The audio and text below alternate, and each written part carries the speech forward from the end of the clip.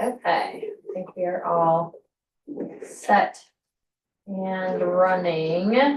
I will call this meeting to order at 2:01. Okay, so we have new board members sitting at the table. So before we roll call, I'm gonna let them introduce themselves and just give a brief bit about yourself. And I don't know, did council decide who was alternate and who was board appointed, or was that for the board to decide? I believe I'm an alternate. Okay, It was council appointed. perfect, That's correct. wonderful, okay, As stated. perfect, okay, so go ahead. I'm Carol Dewis. I go by CJ. I manage and do the accounting for Squatch Store and Mountain's Trout Fishing. I also own Smith Rock LLC, which has multiple rentals throughout Idaho Springs. And we're in the process of trying to build a gymnasium on Floyd Hill. And then I also own Squatch Fabrication and Welding, which is a new venture we just started. And yeah, And who did our sign at the end of Very nice. the, and they made those things right over there, Yes. so. Born and raised here and just love the community and love to be a part of it. CJ, awesome. Yeah, and for those who don't know, I'm Chris Slaymaker. I'm co-founder of Slaymaker Cellars, and I'm on the board of Scraps to Soil in the community garden, and I teach swimming at the rec center, so I have my fingers in all kinds of little things. And CJ and our kids go to school together. So, and we share a warehouse, right? So, Yeah. well, sort of. Yeah, we own Mountain. Well, I know you own it, so. But yeah, you let me store stuff there. So there you go. Kind of. Sadie, if I may, council was very torn between these two because they both were just excellent. However, I'm only bringing it up because, council did leave the door open for you to have, two alternates. Mhm. Should you would like, to have both, you know, that's your option. Yeah, and Mike Rosenbaum did say he would be open to being an alternate. He couldn't make today's meeting because he is at a caricature gig, but traditionally he can be available on Monday afternoons. Some of you know, some of you don't know, but he's been extraordinarily helpful to me this summer. He took on volunteer management of the market, so he's been volunteering and managing the Minor Street Market as well as helping on every single event we've had this summer, being kind of like a super extra volunteer. So he is open to being appointed as an alternate. For board members that weren't aware, the council did and will ratify the code around our board that says we can have alternates on our board, which might be helpful. That way we can almost always meet a quorum. Not that we've ever had a quorum issue, but it might give us a little bit more flexibility and more voices at the table. So it's in my director's report to talk about if you guys are open and want to go the two alternate direction. But I'm gonna go ahead and do roll call. So Steve, Here. CJ. Here. And Tara. Here. Lana. Here. Jenny. Here. Chris. Here. Katie. Kevin. And Andy. Awesome. Did everybody get a chance to look over the agenda? Have a motion to approve the agenda. Motion. All right, Katie, and a second? Steve. Okay, and then did everybody get a chance to look at the July 20th minutes? Cool. All right, Steve, second? Second. Katie, second. All right, thank you, guys. We don't have any scheduled public comment today, so we'll leave any updates for our roundtable section. I will note that Katie is here in the audience, and I'm going to be speaking about a donation request from Katie for us maybe to consider donating a Visit Idaho Springs gift card to a fundraiser. So when I get to that part in my director's report, I'm gonna let Katie talk a little bit about this nonprofit and kind of why it would be good. Otherwise, we'll leave all chit-chatting for our roundtable section. Out that, we'll go into our director's report. So we spoke a little bit about it. City Council interviewed or received 3 letters and were able to interview 2. And we wanted to kind of talk about the alternate position. So now that we're there, any thoughts on that? The alternates vote. They do not vote. They get a voice, but don't vote unless the board seats are not available. Is there any negative component between having multiple alternates?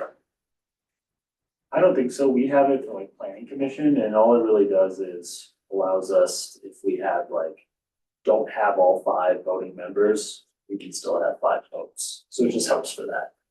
So when there's a board member not present, the alternate can step in and vote. Right. Oh. Yeah, so that's the benefit of it is you get the full still voting board. Seems like there's no reason not to have, well, especially the people you're mentioning are all assets. And we usually for like planning commission or other boards, whoever's made an alternate first gets first dibs on voting, so. DJ would be alternate 1, I guess. Alternate 2. Okay, anybody else on the board have thoughts? Everybody's feeling okay. Okay, so I'll reach out to Mike, and make sure he's interested, and if he is, then he'll start coming to meetings. And then we'll just designate you CJ as alternate 1. Awesome, very cool. Okay. Lots of really good stuff happening. We had an excellent community meeting, in that we launched out the, 1 pager that right now is 2 pages because it didn't get printed front to back. But Jenny, I'm gonna email this to you, or would you prefer I have Wonder print a bunch of one-sided for you to hand out on the east end? Printed is better. Okay, I will have us do a double-sided, so it's not stapled, so it's 1 piece of paper, and get some of those. How many do you think you want? Like 10, 15, maybe? This is on the east end, maybe 15. Okay. So that we launched and that's been doing well. Steady, what we've seen in the last 30 days is a decrease to our web traffic, which makes sense because we haven't really been doing any new pushes and advertising to drive people to the website. So while we've seen a significant increase in our social media followers, those are not converting over to the Visit Idaho Springs website. And so without driving people to the website, it's understandable that we're not seeing any increased visitation now. So a little bit later in the report, I'll talk to you about the fall marketing campaign that's gonna go out that will also have some pay-per-click budget and conquesting video that will go with it. And that's why Gregory is here. Instagram and Facebook continuing to see solid growth. Social media co-op is wrapping up for the summer season and we'll start opening up the co-op for the fall and winter programming. So now we'll get into our paid marketing campaign. So I'm gonna let Gregory talk a little bit about our goals and kind of what we're working on. And we do have drafts of the videos to show. Wonderful. So who am I? You have any idea? I don't either. It's nice to see everybody. Where's the mayor at? I thought I saw him. I haven't seen you since I was down at the Argo. How are you, man? Good, we're good. So can I ask a couple questions before we get started? Of course you can. Let's see, we've had fires, drought, 100-degree temps, road construction. So how's it been this summer? Yeah, For us, it's been amazing, you've had a good summer? really good. Kind of pokey? It was like my July was half of what it was last year. What kind of business? We are a meadery, so we make mead and we're a wine shop and wine bar. Okay. I feel like because people were recreating in like March this year, doing their summer recreational stuff in March because of the weather, we didn't feel the impact like we would have when everybody started recreating in like May or early June. So it was a little more drawn out for us, but it's been a good summer, needless to say. Just didn't feel like. And what kind of normal- business? A barbecue restaurant. And a Oh, I bar. like it. Yeah, I Yeah. love it. So for us, I feel like it didn't hit like summer normally feels like it would hit because it started in like March. Yeah. So it's been a little more drawn out, but it's been a good summer. It just didn't feel as crazy as it normally is. So it's been good. Anybody else? I'm doing all right. What do you do? I have a flower shop and we are a full service flower shops. We do deliveries, pickups, all the normal stuff. And we have a little gift boutique and then we also do weddings and events. Okay. How about you? The biggest one is the gas station. That's a Squatch store. We've kind of had to shift our marketing to more construction crews. And so Yeah. we've brought in a lot more food and we were more focused on tourism before the construction happened, but now we're accommodating to some of our construction folks. All of the construction folks. Yeah. So this flag store at the bottom of the parkway, it's at the bottom of the Central City I know Parkway. exactly where it is. You Yeah. know that? Yeah. Well, that's good. About the club, Yeah, so I mean, we're still new-ish, 3 years, so we do keep growing, but I would say that I think there's kind of a misnomer in our world about when summer starts. Because we don't really start seeing things really pick up until more like July, but then it goes kind of into early October. Because of the wedding season, I guess you could say. Mhm. And so, June could be okay, but July is really where we start seeing things go. yeah, if you ask Chip at Bojo's, he'll tell you summer here doesn't start till July 4th. Yeah. I don't know.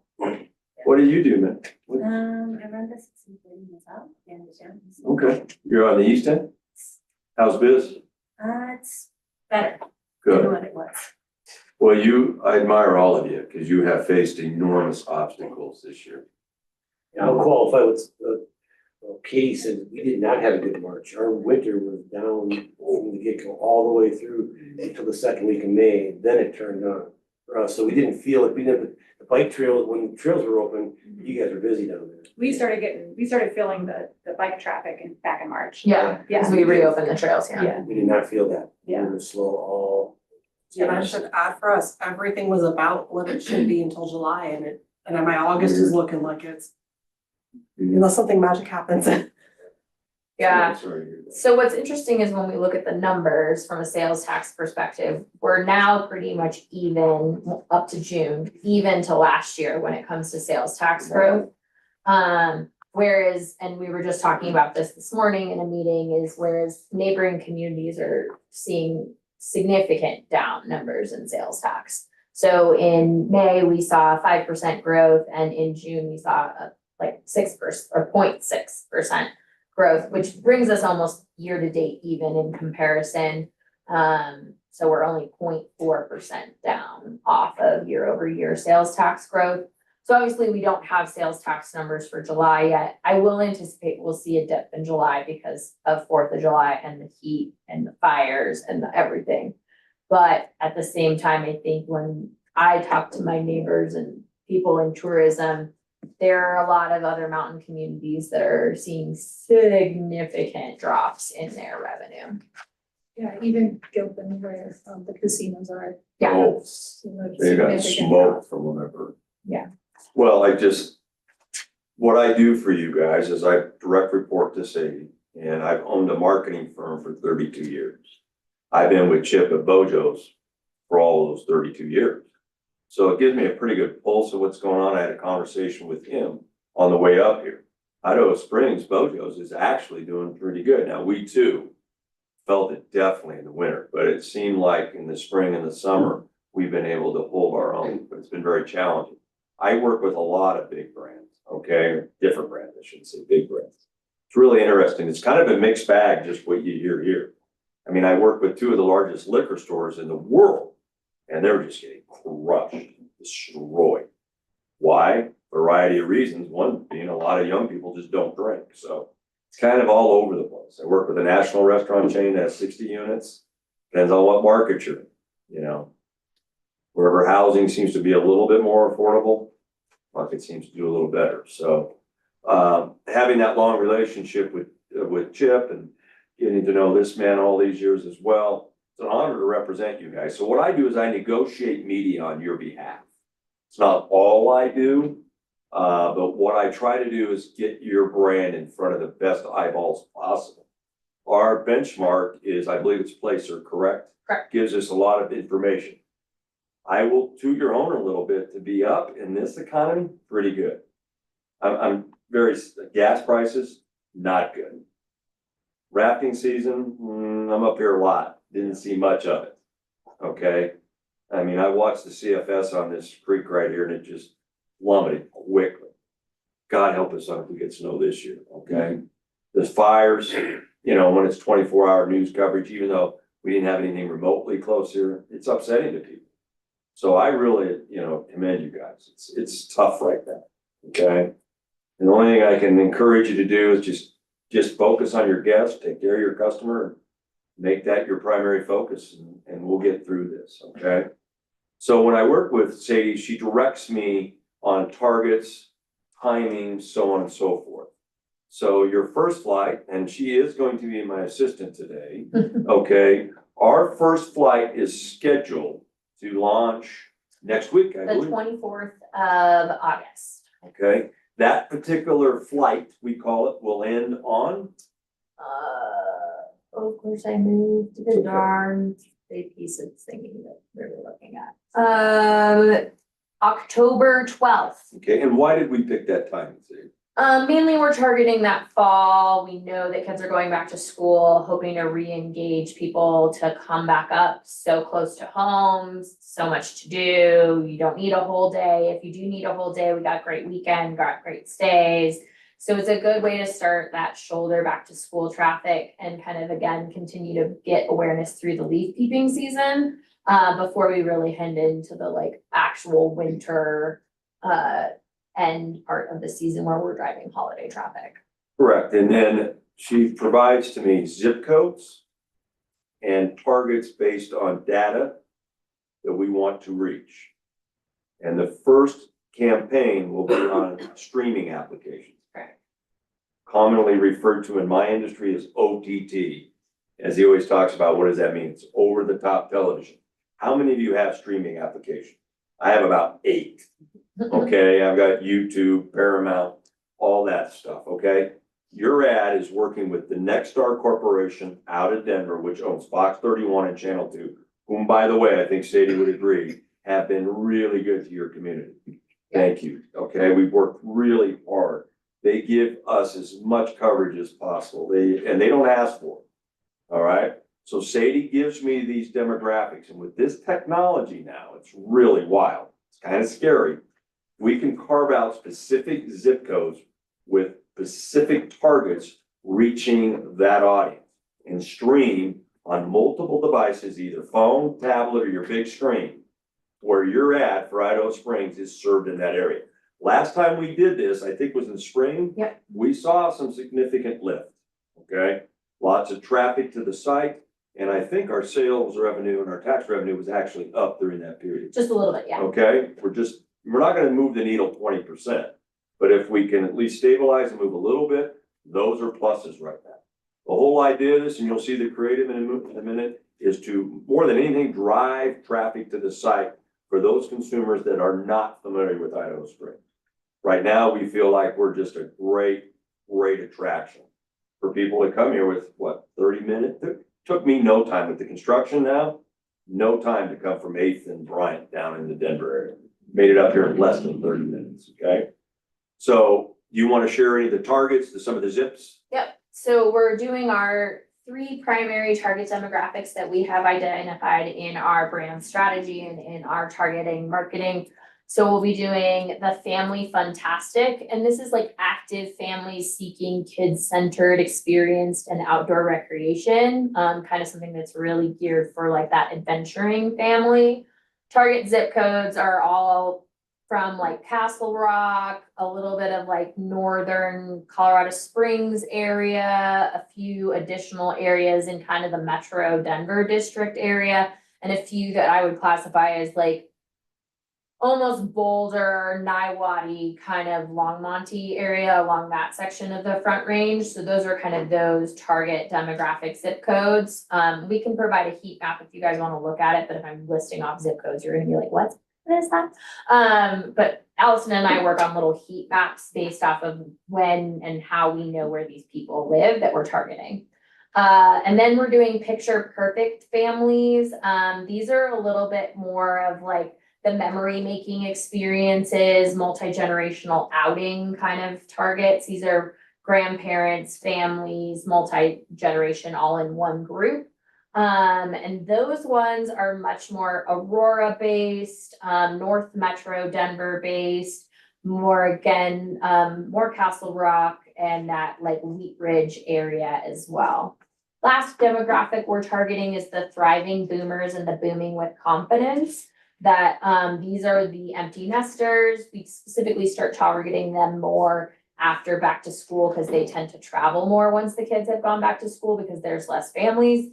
in places, so there's less crowds, they like that. They also are that multi-generational group, grandparents, parents, children, grandchildren. Little less of them in the streaming targets, because they're not necessarily as prominent on streaming. We'll move a little bit more into them when we head into our winter buy.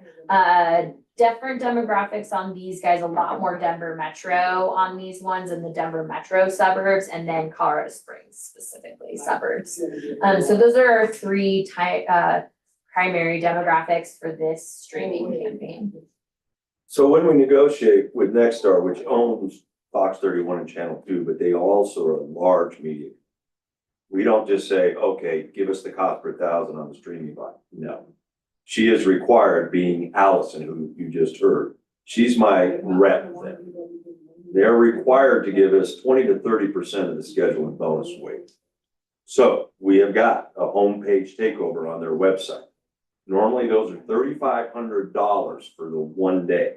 That means our marketing for Idaho Springs will be all over their website. Now, what you need to think about is that website is the #1 website in the state of Colorado. It gets approximately 100,000 visitors a day. We're not paying for that, okay? Very, very important. Second thing, Sadie typically has done these because obviously we're in our position with the city. Great Day Colorado segments. They've come up here, you've probably seen it. We've probably, I don't know how many we had, Sadie, countless. Those are normally $2,500 a piece. They give those to us at no charge. That's, not only do I represent you, but I represent quite a few dollars to them, okay? So that gives me that buying power, all right? And I use it, okay? I want it to be win-win, but we're gonna use it. And what we typically like to do and have done is we want to repurpose that content on other platforms, Instagram, LinkedIn, all the social platforms. We'll see a little bit of a lift for 24 hours, but it really is the benefit of using it in other areas, okay? So, and I will get you more of that, okay? That is your early fall campaign. Now, why do we pick streaming? Sadie felt very strongly we need to be more of a rifle shot. Just to be transparent with you, you have really nice budgets, but they're not huge. So we have to be very smart how we use that, okay? That's why streaming, and we all think, oh, 55 plus, 65 plus, my demographic doesn't stream. Well, that was the case a couple of years ago. Well, we stream too, right? The cord cutting in cable has become just significant. It's becoming a non-entity, all right?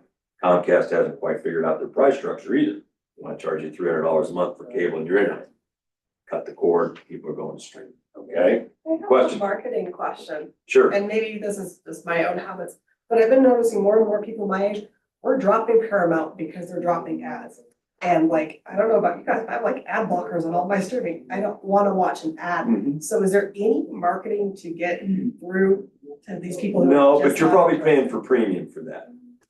What do you mean? I have YouTube, for example. If Yeah. I want ad blocker, I gotta pay for that. No, you don't. I don't know about Paramount, Oh, no. but some of them. I can talk to you about how you do not have to pay for an ad. Well, I would blocker love to at all. hear. But we're serving ads in lots of different platforms. Right. It could be MSN Now, it could be Okay. CNN, it can be in multiple Roku.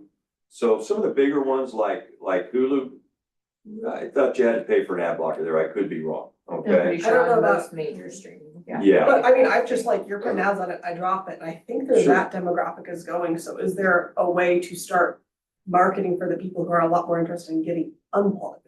Or what's the difference? Yeah. 'Cause in my mind, most people pay more not to see the ads, right? Yeah. Like, could be. how many people do you know, like, No, I can't give you that statistic, but Yeah, again, we're not gonna serve all on premium. okay. Well, right, Okay. because like I've seen our ads on Pluto TV, Sure. which is where like you can't get rid of the ads on Pluto Not TV. gonna It's like happen. watching old fashioned TV, right? And the same with like Roku TV. So if you're Yeah. streaming live TV on like Roku or Pluto. You're or not something gonna like block that. that, you're not blocking the ads on those. And that could serve on multiple channels as well, right? So those insertions can go anywhere. When we're trying to do mass media, what we're trying to do is get in front of as many qualified eyeballs as possible, knowing I can't reach everybody. And okay, then I gotta be careful too on a frequency cap, right? Gotta make sure that ad isn't served you 40 times, because that burns up impression. Okay, But you're right, I think I like Netflix and some of that, though, I do think you have to pay some premium pricing to get Yeah. that. But if you could help me out on my own personal bill, I'm happy to hear it. Yeah. Okay? Streaming is always a tricky thing, you know, sometimes I look at the reporting and it's 100% completion rate. Well, what are you gonna send me? Of course you are, okay? So, but there's a lot of streaming content out there. We'll never be able to reach everybody because the content is served to you. What'll be interesting is to look at how many people watch and see ads at 2 o'clock in the morning. Wild. Right? Now, I can put you in an Amazon product, which guarantees what you're talking about, but the minimum financial commitment is $10,000 a month for 3 months. Mm. We unfortunately just don't have those kind of dollars. But guess what? Maybe someday we will. What other questions do you have? Oh, I was just kind of like mainly curious because I see this trend of getting less and less unplugged and not using services and, you know, using sneaky ways around stuff. So I was kind of just curious. Yeah, how and do there's you some of meet that, for these sure. People that, it's like, I still want to know what's going on in the world, but I want to actively seek it. So it's how, I guess, how do you help? So when I pay for premium on actively YouTube, seek I it. pay $15.95 a month to not see ads. Oh, God. And a lot of people have to do, I see some of you shaking your head. Some services, no. Oh. Netflix, there's a cost there. Yeah. A lot of people don't wanna do that.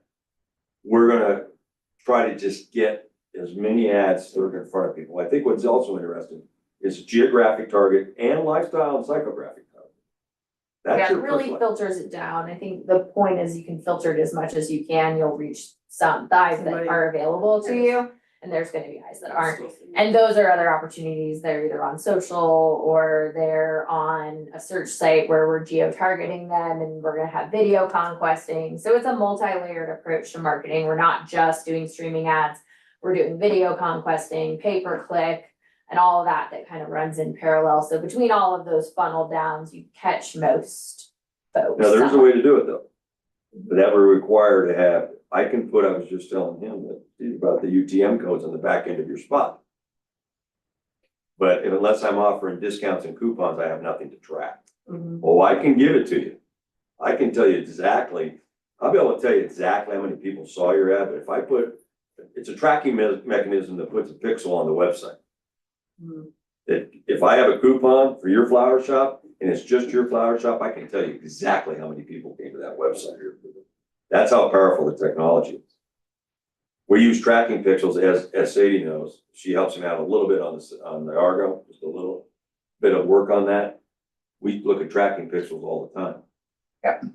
Yeah, there's lots of cool technology that's coming out and about, and so we're learning a lot for sure. So, Now, should we continue? I'm gonna share, you wanna share the ads real quick, or? Well, how about we do number 2? Well, these are the ads for number one, so Oh, let's these show are off ads for number one. ads Okay. for number one. Can I ask one last thing, Sadie? Yeah, Any other questions? Fire away. It's no problem. alright, let's see here. You know, can I make another suggestion? Sure. Maybe two, to answer your question. We'll have Allison come up.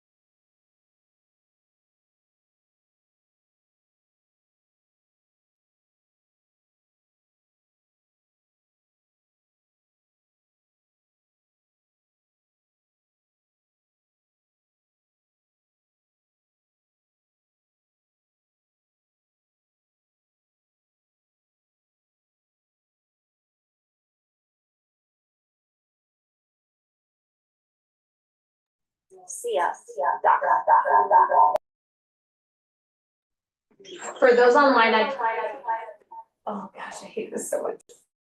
For those online, oh, it's worse.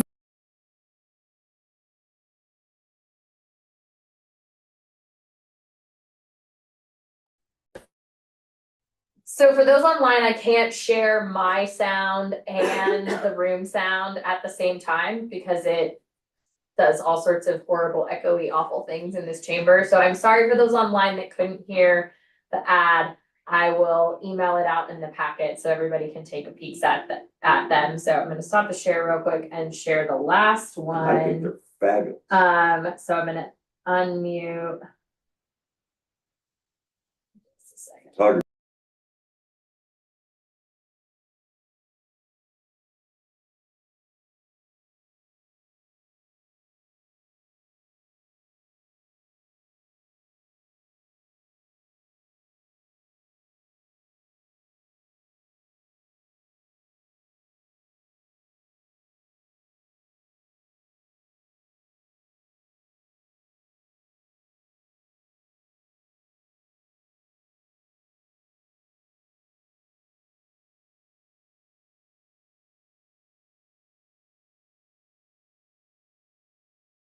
What if your next mountain adventure was only 30 miles away? Ride the mighty Argo cable car, stroll historic Minor Street, soak in natural hot springs, grab dinner, shop local, and experience Colorado's stories. Idaho Springs. So much to do, so close to home.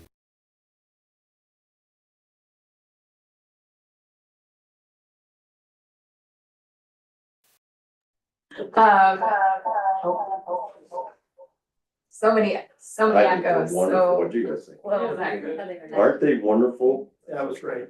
Yeah, so those three will start playing again, like Gregory said, on the 24th of August, and we'll run those through the first part of October. Matt and I are gonna do one more edit to do another 15-second that will be targeting the Taste of Idaho Springs Music Festival, that will be specifically talking about that festival coming up in the first part of October. We just weren't able to get the content part figured out for that yet, so we're gonna make that up as we go along, since we don't really have any content for that yet, since this is our first time doing it, but we're gonna come up with something a little creative. We're gonna kind of like play around with using some 4th of July footage to kind of make it look different, so that we can see if we can capture it that way. So he and I have been playing with that. Matt did those? Matt did all that editing. Fantastic. Yeah, so we finally have, we're almost there with some additional fall capture and some additional winter capture. We have enough video assets to serve us for quite some time. So for a while, we can mix and match some stuff in. Do you want me to talk about what we do online with the 15? Yeah. So just so you know, we are always working on SEO. What's SEO? Search engine optimization. That's on the back end where we're working on the title tags and metas to make the site push up organically. And about a year and a half ago, right, Sadie, we had to kind of start from scratch. We were like devastatingly low in the Google, and now we show up right at the top now. We're starting to get real improvement in that. So the other thing, Brian, who's been with me 24 years of working with me, and Sadie, I think you like working with Brian a lot. I do. We're also working on, and do this for your own websites, okay? Make sure you put your location pages on your site and put a bunch of FAQs on your website. Why? Let me know. What is the key to letters out there, acronym right now? It's just all over the place. The AI search engines. And why is it important for those things?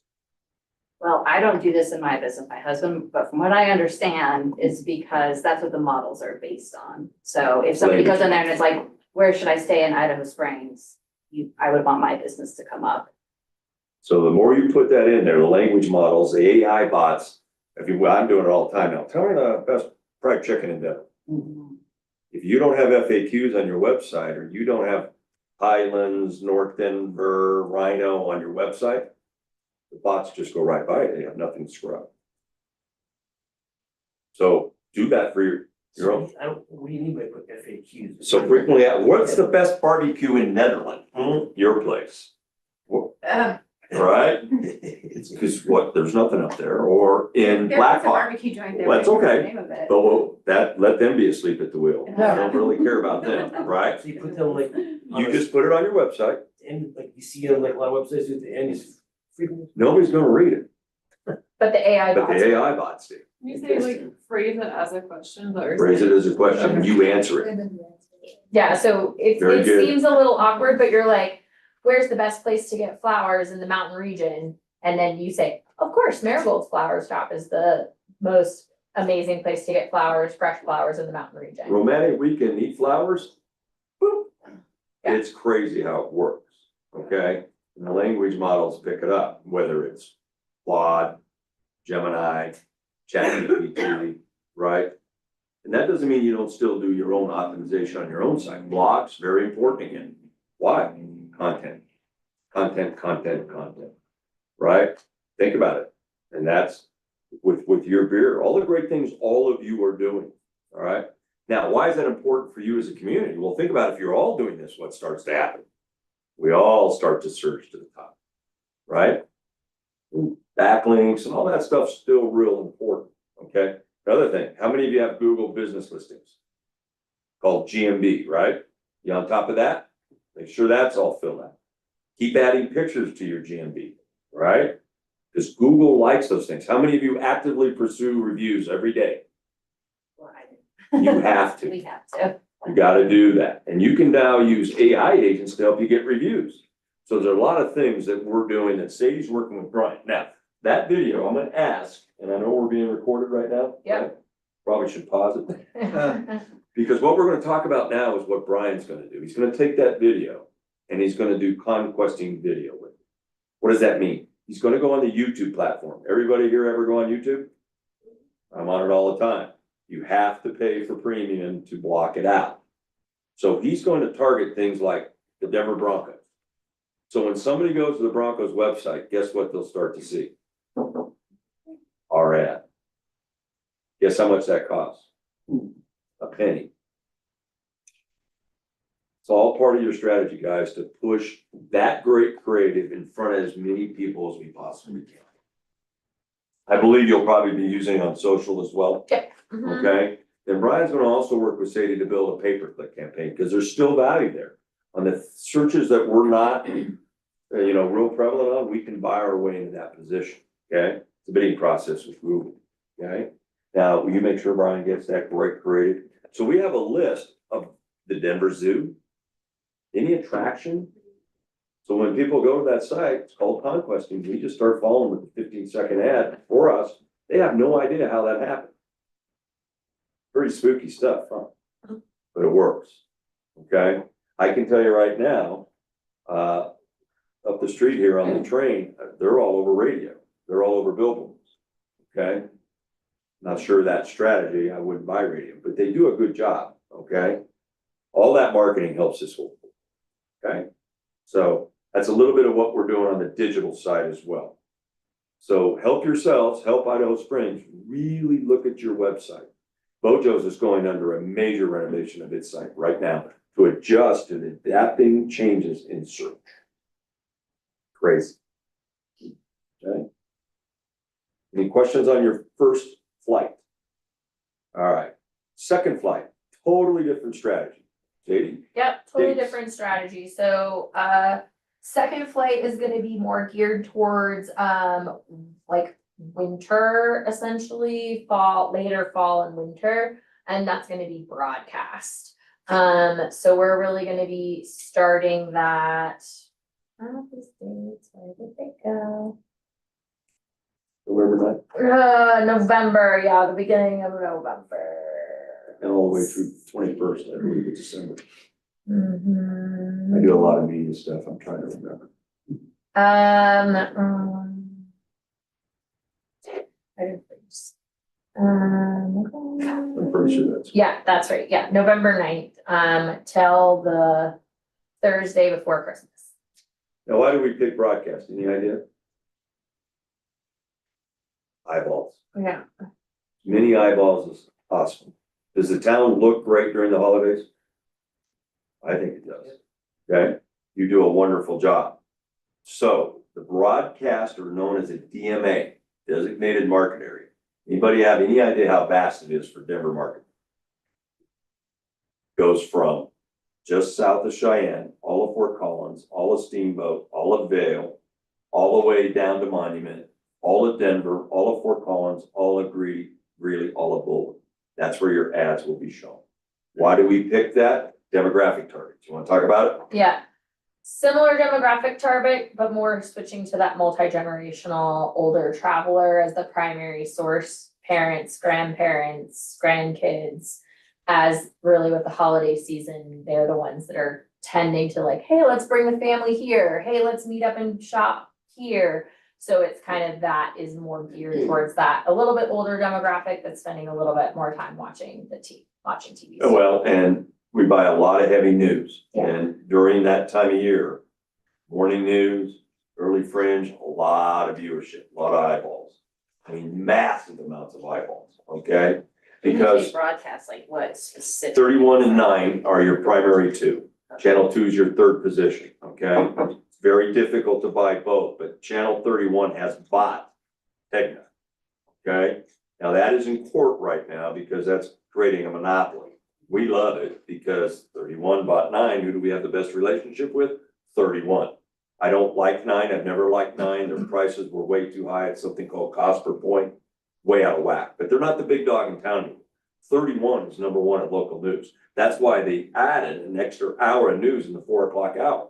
They sell it, believe me, they sell it, okay? And we feel so strongly, and I know I speak for everybody in this room, we take great pride in how this town looks during the holiday season. Let's invite as many eyeballs as possible to come up here and experience this great town during the holiday. And we all should feel that way because it is awesome. With a little bit of snow, it's even more awesome. So we need to get in front of potentially 2.5 million eyeballs. Now, we won't get all of those.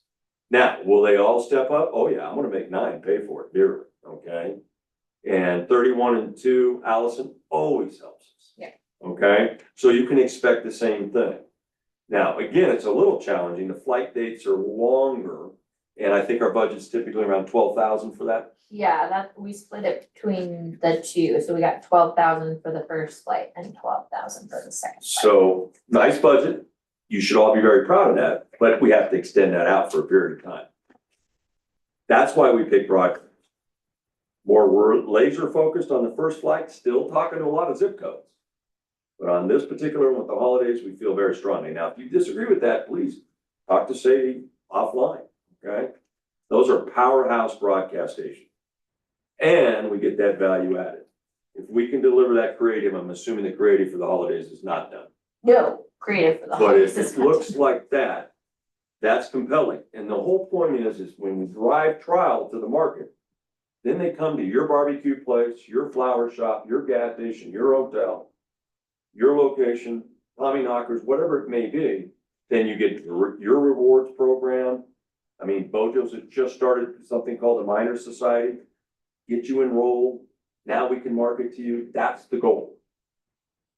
That's why the placer data becomes so important, okay? Any questions on why we do that? Do you want me to briefly touch on the commitment the Argo's making? No. Okay. Okay, thanks, Gregory, appreciate it. Is there any questions? I feel like you guys aren't asking many questions. You're pretty thorough. Yeah, very. Yeah. Not hard to, yeah. So Gregory will come back one, Well, I hope again. I'm sorry. No, yeah, I Gregory just hope will, I'm thorough and it's something you all agree with. I can't do it without you, that's for darn sure. Gregory will come back after we run that first, flight. And we'll talk about data and metrics and understanding what it all means after that. And the 12,000 is it on the budget? It's already budgeted. Yeah, it's in the, summer, fall and winter, seasonal campaigns under website and marketing. Can I just finish with something? Mhm. So I want you all to believe me very, very much here. I'm very passionate about Idaho Springs. I've ridden up here long before Virginia Canyon. Fly fish Clear Creek countless times. I think it's the best gem in Colorado. Okay? I appreciate the compensation you guys give me. But that's not what motivates me here, and I appreciate that. I hope I'm being thorough, because it's your money, and I treat it like it's my own. And as long as we represent you, and I have a whole staff, we are gonna give you everything we possibly can. But if you don't, understand something, or you think there's something better, get with Sadie. I just wanna see the placer numbers go. I don't care how we get there. Okay? I think that kind of video though is pretty powerful. It really tells a great story about who you are in the essence of this town. And there's more improvements coming. Okay, so it's an honor to represent you guys. I mean that from the bottom of my heart. Any other thoughts, questions? Thanks, You're Gregory. welcome. I know you have to jump. It's super valuable having you come here and help us. Oh, you're welcome. I love it. I appreciate it. And what the neat thing is, when we put up on the screen and you can see where your ads were served. Sadie might share with something we're trying to work on in fourth quarter that really could show attribution. Yeah. So, and I also want to give a shout out to Sadie. She works really hard for everybody. I mean, she keeps me on my toes. That's why I'm thorough.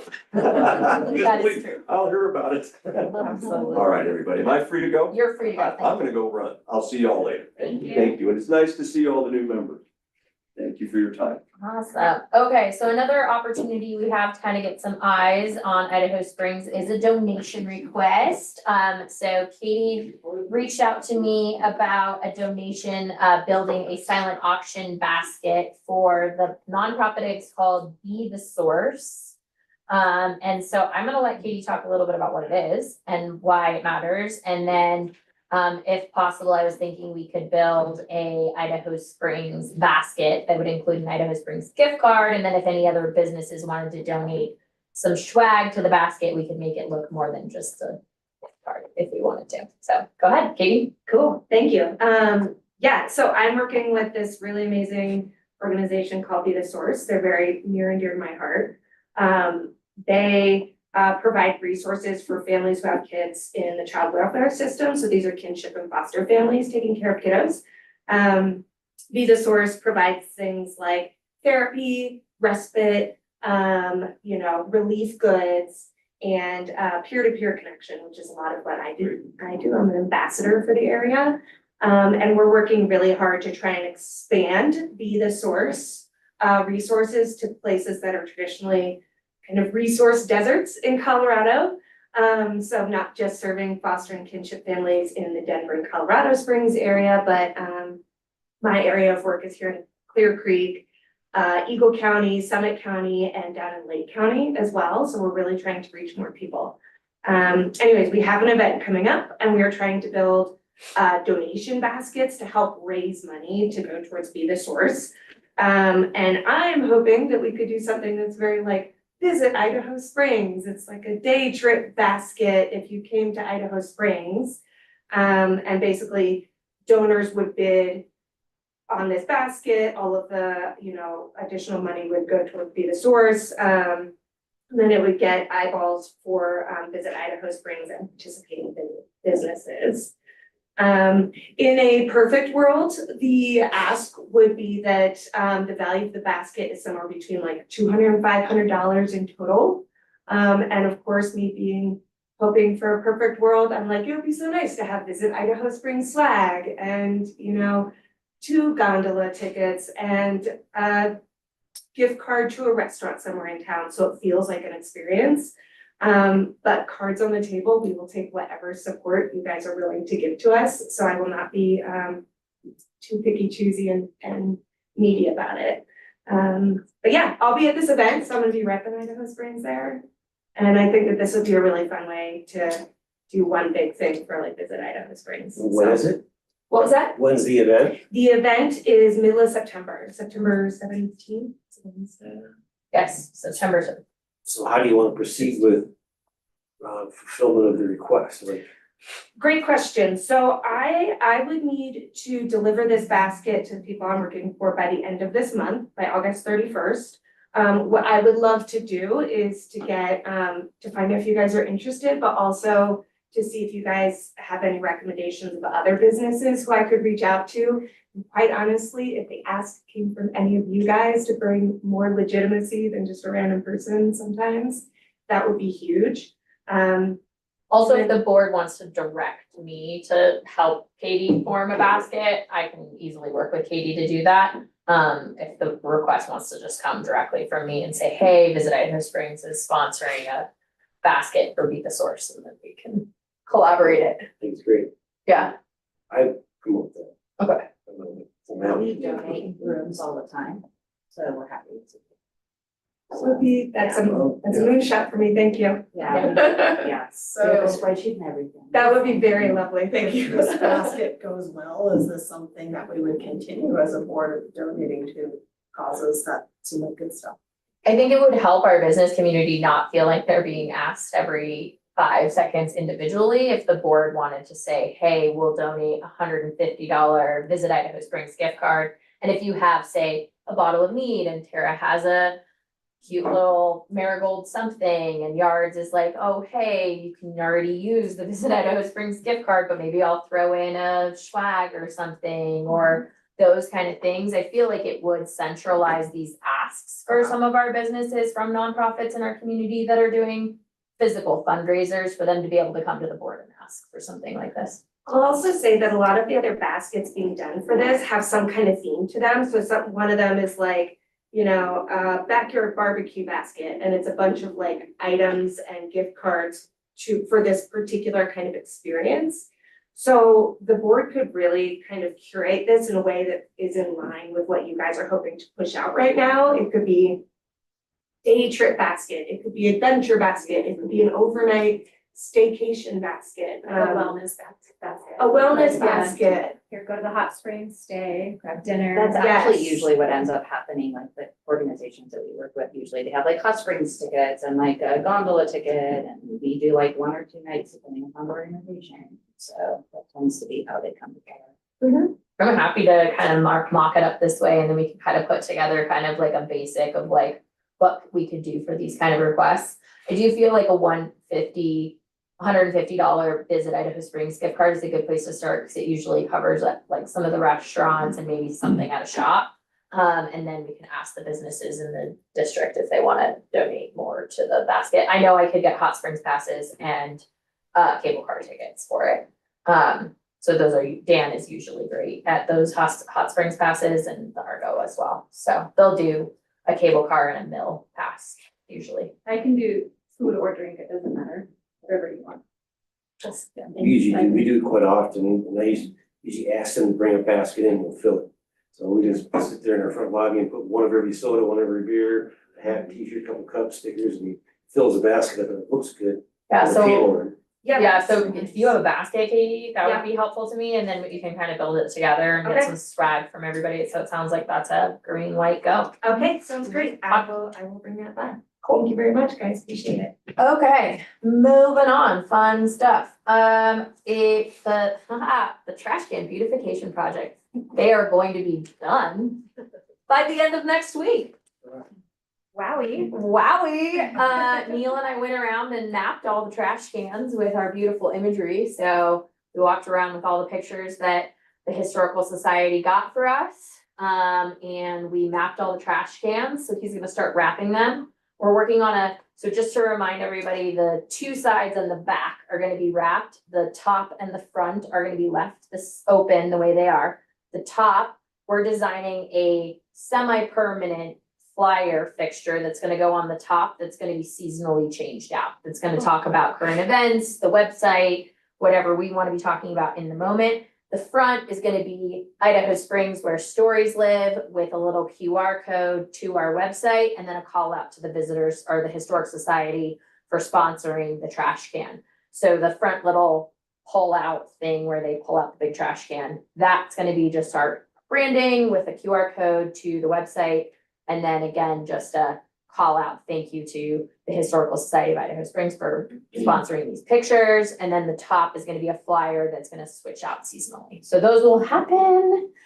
I have a trash can question. Is it the design saying, hey, latch in here? Cause I No, see so, but can I we can, talk about, I can put a little sticker on the, can we on the talk front. about doing like a nice permanent sticker? Because if you've never seen a bear can, you have no idea where to look for. Yeah, Absolutely. how to open it. Yeah, even on the flyer, we could figure out a way to make it fun and be like, hey, latch in here. Yeah, Yeah, or like- something like that. Are you guys gonna put some on the east end of town? Yeah, the goal is for next phase, Andy and I need to talk about it from a beautification budget standpoint. This was budgeted out of last year's beautification Right. budget, so we didn't spend the money last year, so Andy and I just need to sit and talk about priorities of beautification outside of what we've already budgeted, Sure. because it's not in this year's Is beautification the budget. question just about trash cans in general? Just also? adding trash cans on that side of town, there's literally, I mean, there's so much trash and it's because there's literally nowhere to put it. Right. So, for, like, as a result of that, we get overwhelmed, just at the barbecue personally and at the tap house, people use our trash cans, so. I wonder if,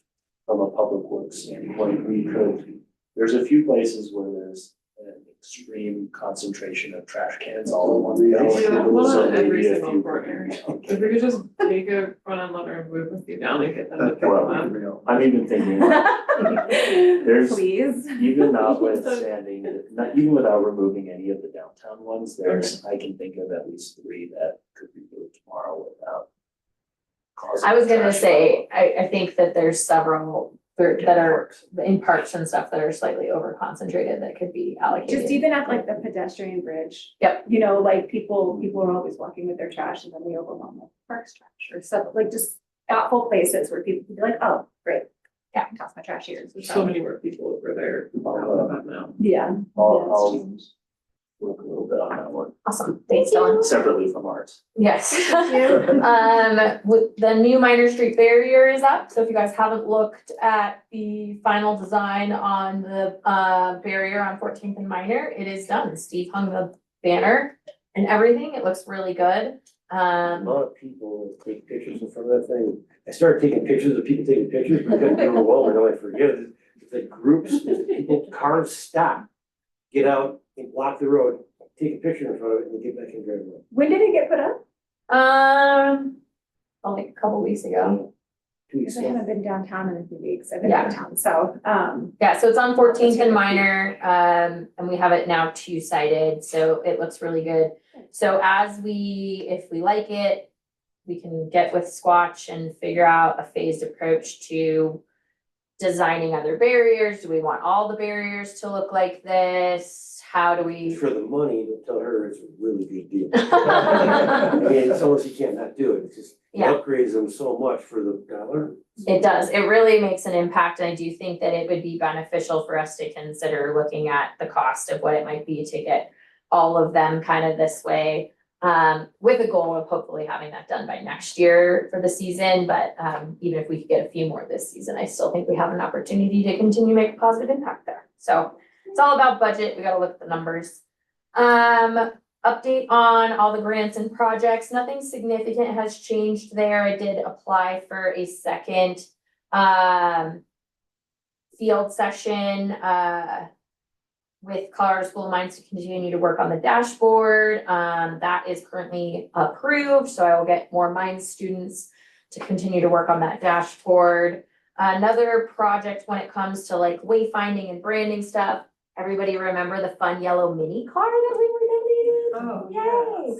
So we donated it to the police station because we didn't know what else to do with it.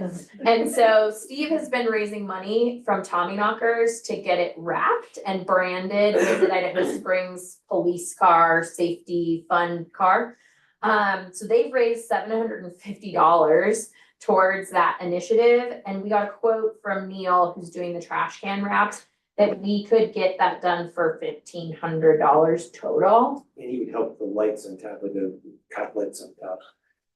do you do like a payment wall when people are cashing out for We people just to do- donate to it or? Add $1, add $2, add $3. Okay, It's on I one can do toast. that. I didn't even know you were doing that. You should tell me. Okay, Because I we can can help do- you. You know, like you say, Carla, the Quick Resource and Entertainment, they'll let you do anytime. They'll help you promote too. They'll put it on their Okay. website, go there, we're fundraising.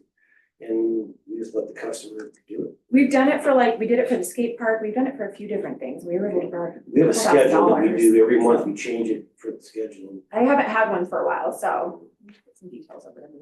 Yeah, so if we wanna continue to kind of raise awareness around that, Steve and I, a couple of thoughts.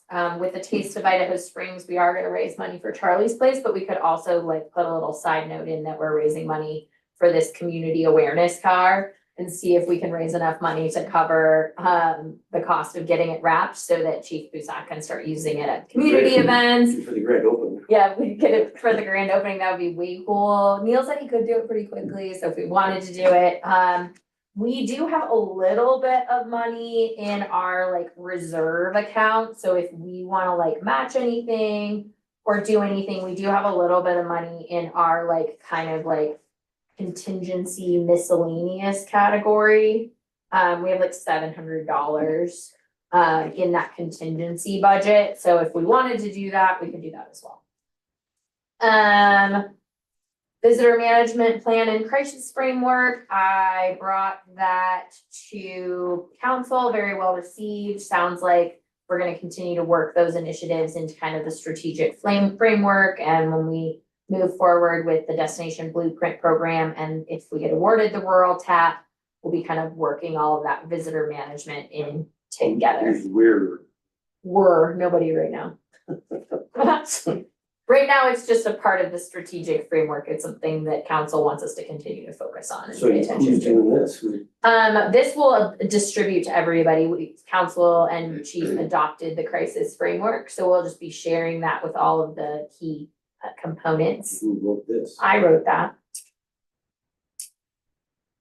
Well, with Andy and Nate's help. I didn't write it all by myself. I had a meeting with Andy and Nate and wrote it based off of their feedback and what other communities have done when it comes to a crisis communication plan. So council liked that, and so we've adopted that, and then we'll get that out to all the staff and then businesses as well, so you guys have it as an asset if there's a crisis. Yeah. Could I ask Dylan to provide an update on the advanced award we got for the shuttle?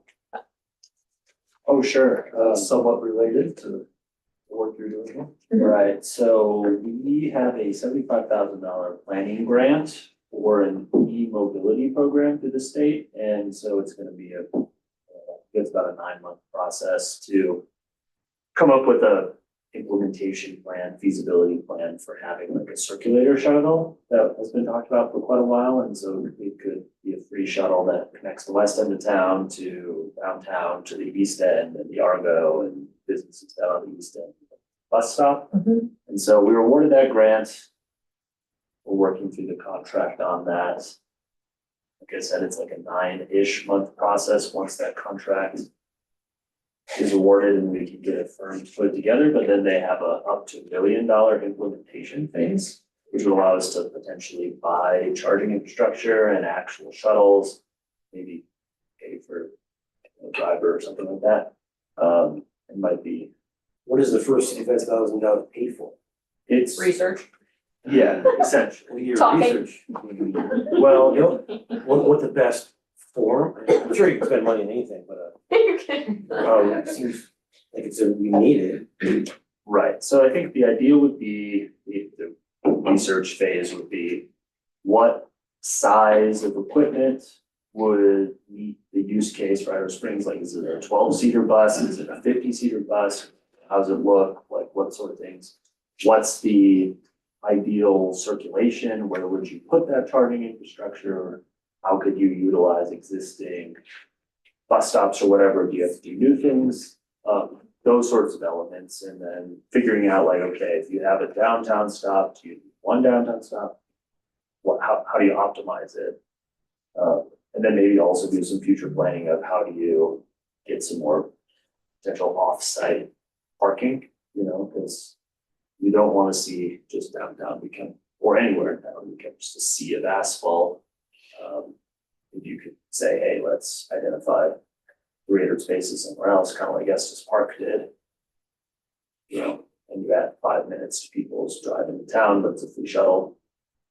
Those sorts of elements. And I think you kind of need to have this planning phase in order to really be eligible for implementation, because they want to see that we've specifically done the work to show that it could be feasible and meet their needs. Because this mobility program, it's an E program. The county, I think Tourism Bureau received grants as well Correct. for like e-bike. E-bike, e-connect, E-scooter, sort of e-scooter those, like- connectivity, like something that's more like, And that's maybe countywide, and so the idea is that the state is trying to get more, let's say, last mile connectivity from their state. Like the Mustang Pegasus and RTD and those sorts of things. And so they wanna see, okay, how do you make that, not only get that last mile connectivity for local residents and visitors, but also make it sustainable.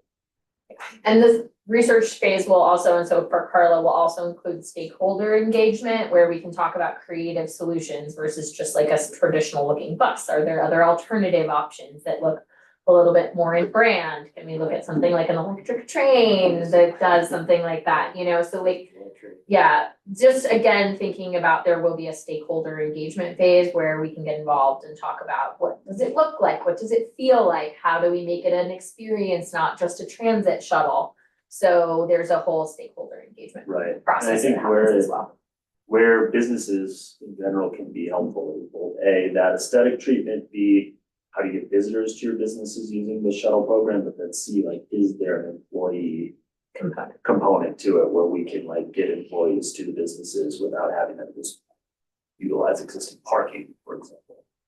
Is there like even a component for people just in the community that need to go from their neighborhood to downtown and? I think that's the most compelling thing for, well, a compelling story to be told in this when it comes to implementation is like, how do we get, you know, you hear residents complain about, oh, I can't park downtown, so I don't go to your shop. And so I think we need to have some stops on like the west end and in there areas where folks who don't have mobility and have to drive could go from Fourth and Colorado down to Safeway and the post office. Same thing with the East End. Okay. Yeah, And, people stay on like- either side. In some ways, how is this not doubling what the roundabout kind of does, or how does it coexist with the roundabout? Sure, so I think what the roundabout does very well is gets people from one side of town to the other and then to the other communities. But like, for example, if I wanted to get to Georgetown right now, if I wanted to go from Safeway to downtown, easy. And then if I wanted to go to Georgetown, great. But then to get back from Georgetown, I have to ride the Silver Bloom and Empire and Dumont. And then the East End and then, or whatever, Okay. then get downtown, like right now with the roundabout, it kind of just goes in a big circle. And so I think where it helps with that is like, let's say someone comes from Georgetown, like, I'm gonna get off here and then I can then quickly get in 10 minutes anywhere else in town. Because the roundabout doesn't stop everywhere. Okay. And So the roundabout's the regional and this is the local. right, yeah, and maybe there's in the future a use case where you say, well, there'll be more, like maybe this one can stop at the school. You know, that's a good example of another local thing that could be beneficial is Yeah. it does have a stop at the school. And then if there's senior housing up there eventually like that, we don't need a roundabout to expand their services when they're already struggling financially a little bit. At least for right here, which I would kind of consider the hub of transit, since all of the Denver-based transit options come here and don't go anywhere else in the county. It's like if roundabout can funnel you here, or Mustang can funnel you here, we can then get you around town, but then also get you Out of town if you want, out of town slightly slower. slightly slower. Hey Dylan, there was a lot of bang for the buck on this. Because normally we have matches when we get grants. Right. What was the match on this? This is a 5% match, so for the $75,000, it's Yeah. something like 3,700. There you go. And that's for the $1 million implementation grants as well, it's a 5% match, so at like, I don't think implementation costs $12. No, I don't think so. But even if we did have $1 million program, it would cost us $50,000. That's what I'm kind of, it doesn't seem like studying it's gonna cost 75 either, so who controls that money? And maybe you can still take it and use it to get your study done, but then get the thing going too, some of that money. It's a pretty controlled grant consulting process. Right, and I do think there's some pretty specific Traffic studies. things that it wants you to do. And to Chris's point, I think there's a good opportunity through this planning phase to say, how does this also build upon the roundabout without duplicating it too much? But I haven't given that a ton of thought besides what I kind of pulled off the top of my head. Awesome. Next thing is, Steve. After talking about us needing to buy a sound system and also having conversations around stage and sound and how we need to save money, found and bought a sound system. No, it kind of fell in his I'll lap. tell you the story real quick. Yeah. So I've been involved in the El Rancho Brewing Project since get-go consulting and whatever. And so then it's defunct, it's been sitting there for a year and 8 months or whatever, doing nothing. And because of my involvement, they asked if I could help them get rid of the brewery part equipment over there. They've already gutted everything, it's gonna be torn down now. And, but there's, back when Eisenhower was on board with building that place, they had a post office for federal highway reasons there. So they built a little post office. The original door in the room for the post office is still there. They're trying to save the door, but no one could get it off because the keys were missing. And it's this old fashioned decorative thing. So I came in there, looked at it, went and got a Home Depot, got a punch and a big sledgehammer, took the pins out and we opened the door, the pry bars from the opposite direction, I'd break it and pull the door open. And sitting there was this big, beautiful sound system. It had been brand new. Wow. Yeah, amongst a bunch of other stuff. There's a joke in this room, a whole bunch of jokes. So we were like, oh man, and we start pulling it out, because basically the way it was working is you fill up a bunch of loads of brewing and kitchen stuff and whatever else, and they said $1,000, give her a check without, she doesn't know anything worth and doesn't care, she's trying to get rid of it, and all the money goes to Evergreen Parks and Rec, so we were not being too greedy, we're trying to give them money too, work it up. And so I look at all, she's, what do you want to give me for it? And like $1,000 for that sound system. And then everybody turns around without ever looking, we all start Googling it and seeing what it's worth, and it's worth about $5,000 for all the stuff there. So I ended up giving her $2,000 for it. So it's sitting at Tommyknockers, and I should never pay for it, because now, you know, everybody has their own idea what they want to do with it. And like, I want to, you know, the city, I don't know, what's the best idea? Do we keep it and rent it to the city when you want to use it for nothing? Or do you own it and store it someplace? You can store it, but it's the same system that Nick used the other day up there. Ours is bigger and better, so it's a super quality system. And all it Speakers don't have needs, big. and Jeff has been doing it, you download a thing on your phone or on your iPad and you can literally run the whole thing. And so the only thing we would need from an expense perspective would be at events where we needed it, hiring a sound person, which we have several in our community that can do that. And we can have our own sound system. And then, you know, we're still in the conversation about stage, if we want to build a stage, figure that portion out. We internally have been looking at buying one. I don't know if that went anywhere with Guy. But there's been a lot of chatter around the stage and the sound conversation. This would save us a significant amount of money for Fall Fest, where we wouldn't have to rent a sound system. We would still have to have maybe some bands provide their own sound if we're gonna do 2 stages, but we maybe could centralize the I stage. think I might have something on that already. Sweet, so this just again cuts down our cost pretty significantly, and for $2,000, I feel like it's a good investment. It's also an opportunity for things like when borough races are happening and we need an actual sound system and a stage to be able to provide that, so that we have what we need to do the kind of management of events that we need without having to spend $9,000 on Nomad.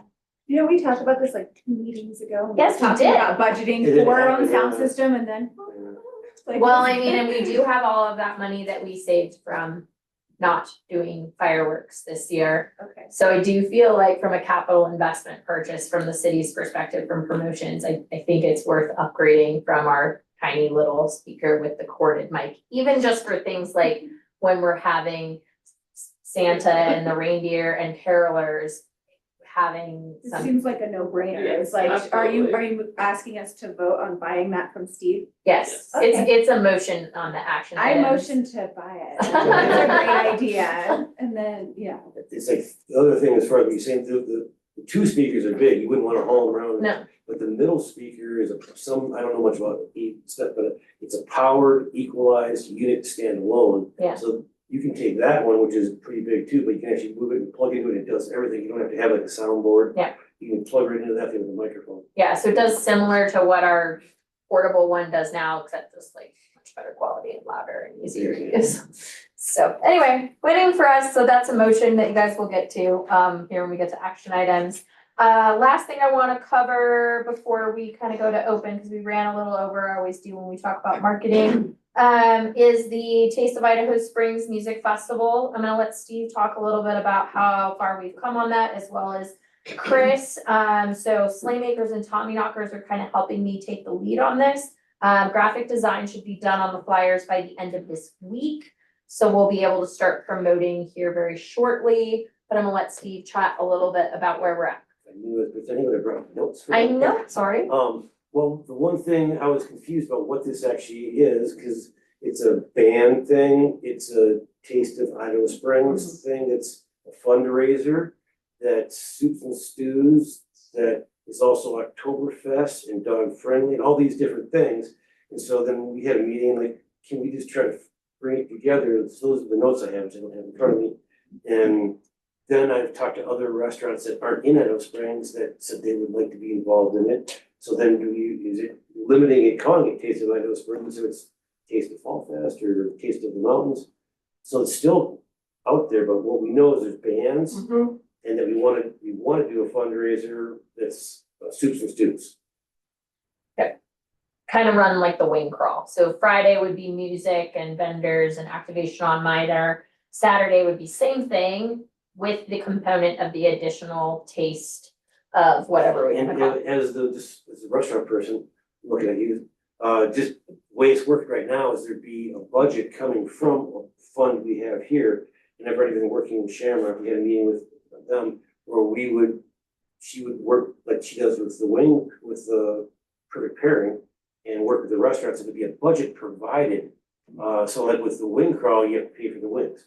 With this, there'd be budget provided, and you'd make soups and stews and hopefully come downtown or try to get people to your restaurant and be kind of a competition fundraiser, right? Exactly. Don't forget. I think that's it.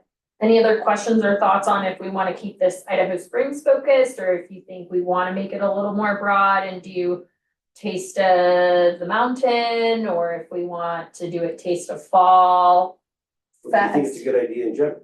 Yeah, when you say competition fundraiser, like people would buy a ticket to be able to taste the soups and stews, and then a portion of that would For go the to wing crawl, yeah, for Yeah, the is that wing what crawl, you're- it's pretty lucrative. I know they sold over 200 tickets. 150 tickets this year and it sold out in hours. So last year they sold over 200, I thought. Thought it was limited because we have to make 2 wings per ticket. Yeah, And I thought it was under 50. It went from like 100 last year to 150 this year. I think they want to go up more. But it does start to be a little bit of a thing for the restaurants because we have to pay for the wings. it's a silent competition.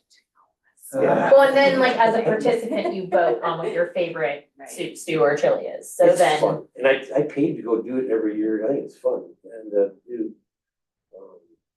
the only person I've talked to wants to be involved in helping with Big Brian because he does soups. So, totally. yeah. But Greg's on board. I've talked to Westbound, they're on board. Mountain Prime is on board and is very interested.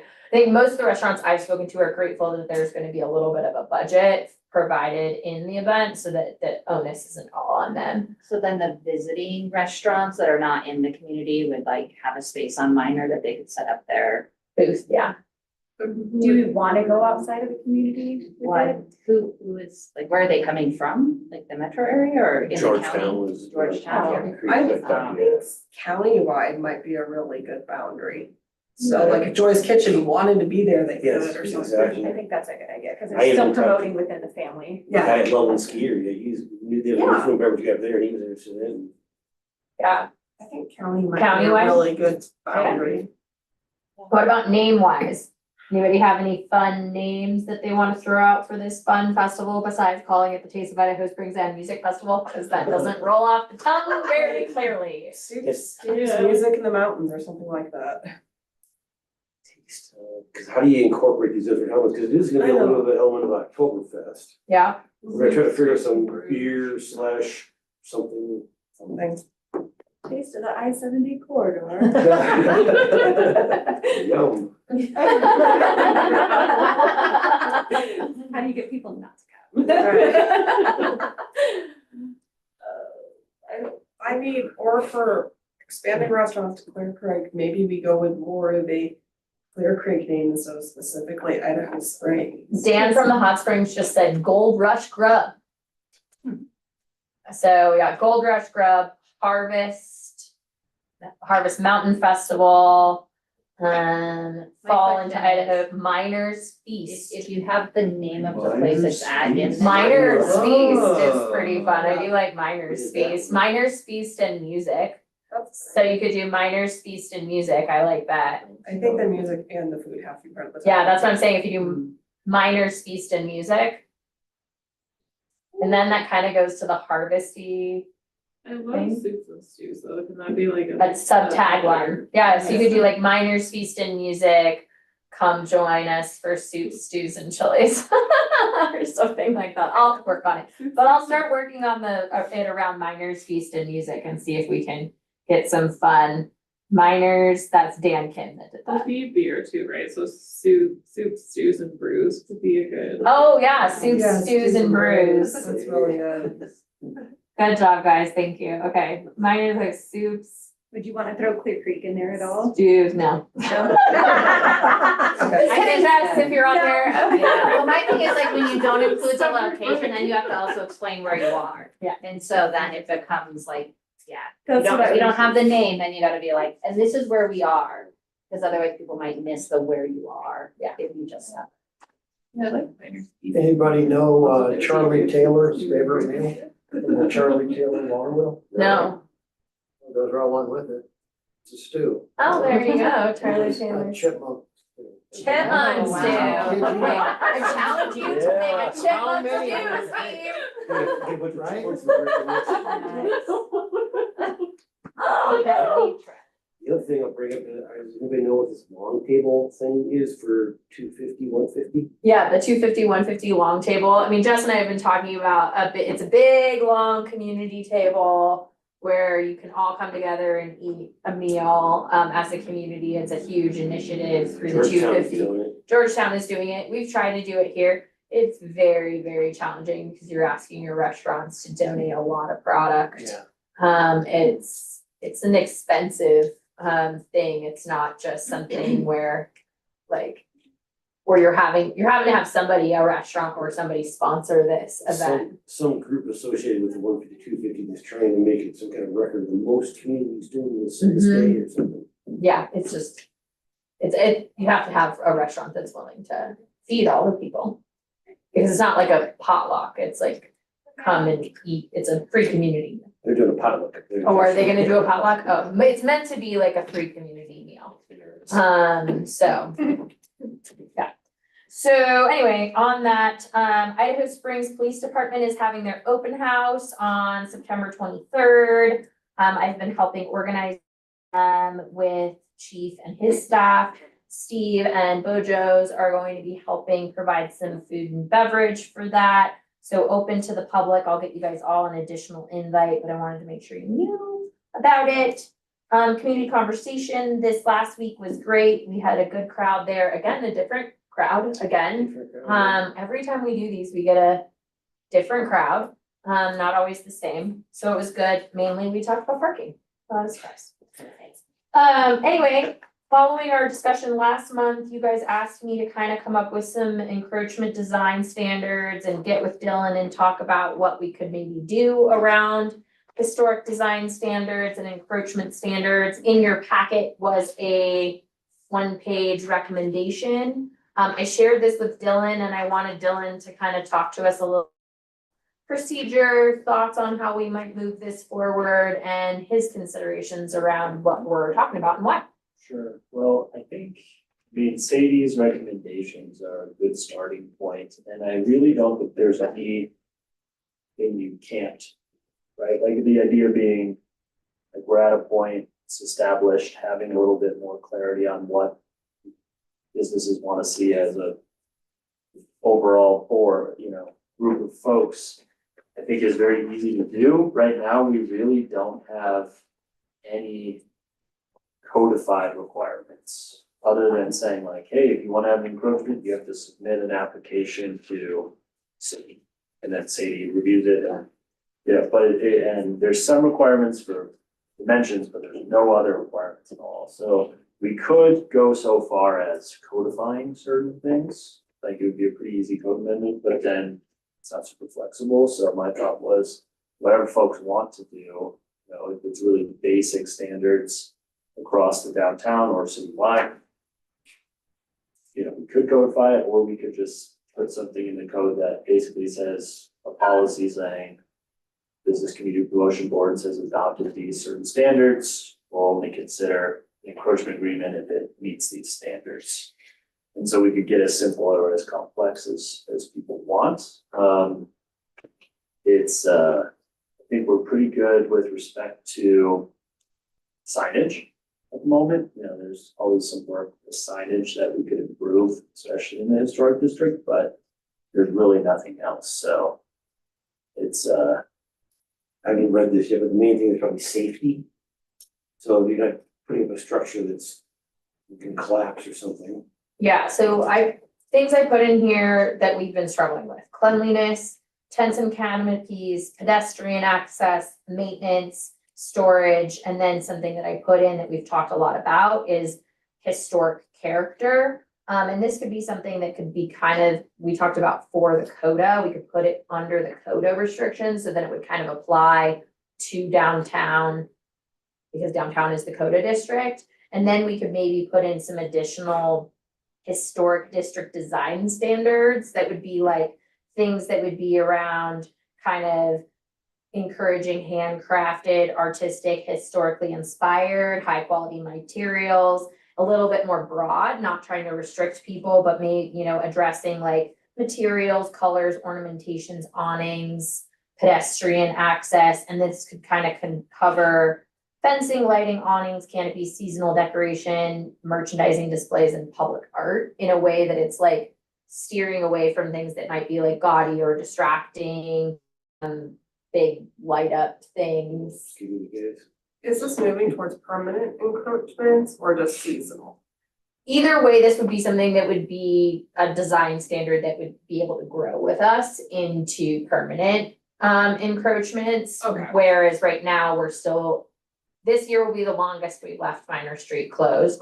So we're closed until the weekend after Thanksgiving, opening the first weekend. I think it is the first weekend in December because of the way the holiday falls this year in my brain. Yeah, so essentially we would be opening on like the 30th and the 1st of November. Minor Street would reopen to one-way traffic. This will be our first foray. And I'll be working with all of the businesses to make sure that we're gonna keep all of our encroachments open that long, and we're gonna do our best from a business standpoint to activate them during that month of November with some additional more winter-friendly activities and winter-friendly activations to see if we can extend that season so that we can start making a case for if it will work to keep it open long-term with the current design of Minor, or if we do need to wait for a redesign of Minor to encroach all year. That sounds good. What is the time frame for the Minor Street revitalization? That is a funding conversation, so no timeline until funding is secured. The design will be complete, but we have no execution timeline on that design until we have funding. and to that point, I think like, obviously, when we come to a permanent revitalized like streetscape infrastructure, like once that's all done, I think then there's a very clear, like, there's less room for personal interpretation for some of that stuff, because a lot of it will be built into the built environment. But in the interim, which could be 5 years, it could be forever. I mean, 5 years, let's say it's not, but let's say it's 5 years or 3 years or 2 years, like. I've heard from business owners and some members of the public, visit that they're like, want to see in certain cases a little bit more effort so that the activations all lift up the district, because people care so deeply about the like downtown historic district. And then when they see like an activation that like, even if it's just color scheme or something that like clashes really badly or is tacky or something like that, that people won't necessarily like. I have a question for you. So how's this gonna be enforced? Cause it seems like similar to like an HOA situation, right? So if like someone's deck is getting cluttered, we're like, hey, you know, please don't do that. I would love to know if like I was doing anything like that, I would wanna know, right? So I'm like making this agreement, we'll kind of do the submission, but maybe I have like a ugly chair or something, consider. Or something's like in the way, like how are you gonna tell me that? Cause the person who hears that, maybe is not gonna love that feedback, right? So what would be the back end policy surrounding that communication with the business owners after they, Yeah, I think the first instance would be just conversations with me, of me being like, hey, just as I do right now, because right now I'm the one that comes to each business owner and I'm like, I'm not talking badly about Greg, but he and I had a really like great come to hello moment where I was like, dude, this is not gonna work. Like, you can't have a tarp as a tent, it's not safe. And that was like the first line of me just being the one that's managing the encroachments, of being like, hey, like these are, you already agreed to these standards, let's just make sure we're all on the same page. I think second would be an escalation to code enforcement, because if it's an agreement under code that these are, then the next thing is it's a code enforcement violation. I also think it's real, whatever standards we get to, need to be affordable. Because I would love to have a big like 30 canvas tent. It's just not in my budget. right, I think, So I think that, so maybe safety, like, hey, if you have this much square feet, you can seat this much people or something might be like. right, and my thought is like when it comes to safety, that's pretty easy to say, is it safer? I think when it comes to this idea of taste, I think that's something that is a little bit more worth discussing perhaps. Yeah, So so, for example, Steve mentioned like the inflatables on downtown, like this is not, like, I don't think you wanna regulate like, well, this person's taste is like a chair that's maybe could be ugly or could be not. But like if the chair is like a blow up chair that's gonna like cause noise and be super gaudy, like is that okay versus like a chair that's just an antique and maybe some people don't like it and some people do, it's yeah, it's so. getting a little bit more clarity into like what businesses, and I think that's why business community promotion is the right folks to say, this is what we'd like to see. Are there things we want to regulate out of the district, or does we kind of want to make it a free for all, which is sort of what it is. One thing on that is like durability, right? So I didn't put chairs out this year because I had some that were out there for a couple of years and some that I like survived, but there was just like little enough damage that someone could get hurt because the amount of interaction and like wear and tear that people, like kids and stuff. So I feel like something in terms of safety with the durability of this stuff would be.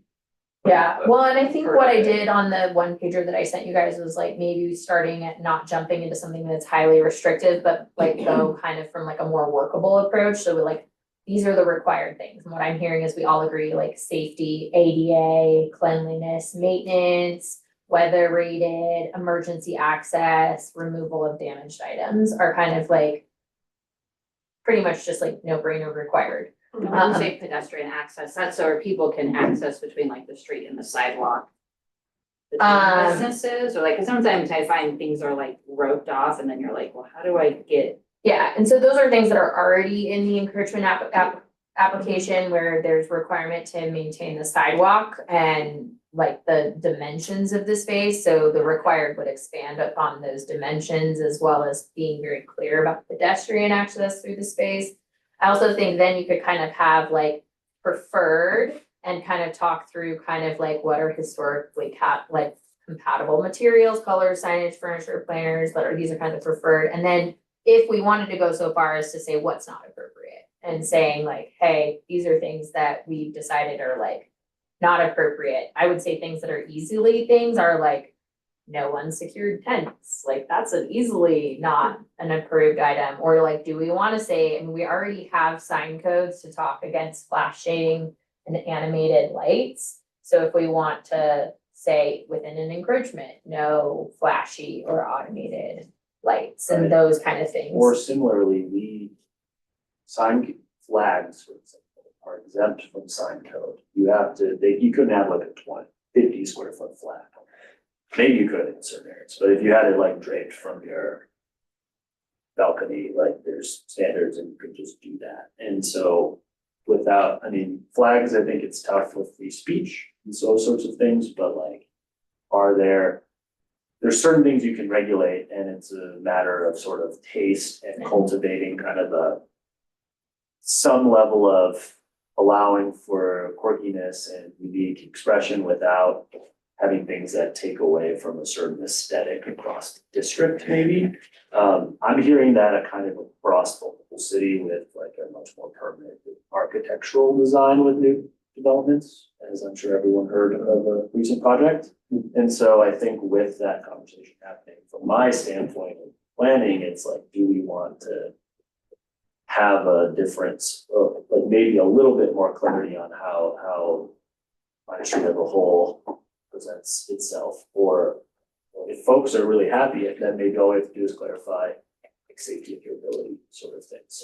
Maybe like for the review process, when you submit your thing this spring, because like I literally do like has a picture of each chair and the actual planter and the actual planter, and like it says like the dimensions of each, and I don't know, no, not everyone can do that, because that's like something I do, but maybe a little bit more of a review of that, potentially in the aesthetic part of it, so that you've been upfront, you've already made that agreement. And I think I love everything you wrote in there, but I think even like subject to fine or something, you know, so that when you come to me, I'm like, well, I want this trash can, I still want it, you know. They'll say, well, you could get fined $500, and they'll be like mad again, and then so you'll be like, well, if you just take it away. If you just take the trash can away, there's no problem. Buy my trash can. System on that end, I think would be smart. Yeah. honestly. Because certainly right now, these are encroachment agreements, so they are revocable. And so if you're not meeting the terms of that permit, then people would have to remove it, and if you don't remove it, then the process essentially would be you have to get taken to court. Yeah. Yeah. Back to the funding thing for the Minor Street revitalization. For far out planning, I know it's crystal ball, but nothing for 2 years. I would say that's reasonable, because just for the purposes of this, let's say phase one, which is more of the transit parking improvement type thing without a parking structure, like What you need. guess is that ground could be broken next year on that, but then it wouldn't be finished until sometime in 2028, I guess, and then it would be up and running. It shouldn't have a big impact on Minor Street. There would just be some transit related congestion things at exit 240. But with that in mind, like we will have to be searching for different funding sources for the Minor Street improvements, and so I think they could be concurrent, but my guess is it wouldn't break ground next year and probably wouldn't break ground in 2028, but maybe it could. I would say most likely more like 2029, before that would be, just based off of what we've been currently planning for and what's available within the system right now. Are we still trying to get a parking structure, or we've decided we have not enough alternative surface parking? Design a parking structure. We designed one. I know we designed one, but are we still trying to go that direction? So I'm just being brutally honest, with the current administration, Oh, yeah. it would be very unlikely that they would fund really any kind of project that was gonna support mass transit is not their thing. So I'm just saying probably for the next few years, I don't see any traction being gained. But instead of sitting on our hands and just saying, oh, well, woe is us, we did have funds available. And they're sequestered funds. And so we put them to use to buy some surface parking. It may be up to future administrations, future councils. We may end up 10 years from now having a nice parking garage and surplus some of these properties if that's what they elect to do. But in the meantime, we're probably opening up right now over 100, and with some cooperation from CDOT, I think we're probably gonna be more like 170, 180 spots. So sorry for the long-winded answer. It's just that we did get the $2.3 million design grant. Okay. And that will all be spent, actually in the next couple months, September. be 60% design. So if and when we actually have construction grants available for what we call shovel ready, we're ready to go. Okay. So, by the way, I was talking earlier about matches, there was no match on that. So that's just $2.4 million that we got to design it, and it didn't cost the citizens any money. But we would hope that we can dust off those plans in a few years and put it to work. But you know what we did, just in case none of that happens, we went ahead and bought surface parking and increased the availability of visitors to be able to come here I and think park. that's more my question with the increased surface parking. Are we still meeting our parking needs or are we still behind? Is it only when we're at max capacity? So that's like, Well, you know, we've got a 9-month moratorium right now. And I think, you're gonna see some agreement with CDOT, on some additional parking. And that's probably gonna have some bearing on, you know, if we have enough. And lastly, I don't wanna choke a bunch of time, but, you know, the old police station, which is a double wide mobile home, it's got like a 5-car garage on, addition on it. We would like to retain that for a public purpose and remove the mobile home and the garage units. But we've never had a trailhead for the mountain park. And that would make sense. It would continue to serve a public purpose, but also, open up some additional parking. So, I'm just saying, we may be getting close with CDOT increase. And if we're able to have trailhead there, so would like to spend the next several months and take a look at this. Yeah, I think at the moment at least, every managed parking lot that's paid parking is administered by Interstate Parking. And so we are able to get some good data on like optimization. Yep. And so probably with like even the lot that's over there at, you know, by the creek, this is the first season that it's really been open, so I don't know that we have the data on capacity everywhere yet for the whole year, so that'll be really interesting to see if we need the structure. And, I mean, to the mayor's point on Minor Street infrastructure improvements, like it'll be shovel ready as well. Yeah. So it's just a matter of finding whatever that cost ends up being, which I don't think quite have We don't have. mapped out yet. I think we'll have an estimated cost by the time we reach the end of the Correct. design, but right now we don't even really know what the estimated cost. But they'll be coming back to the board again with that 60% design.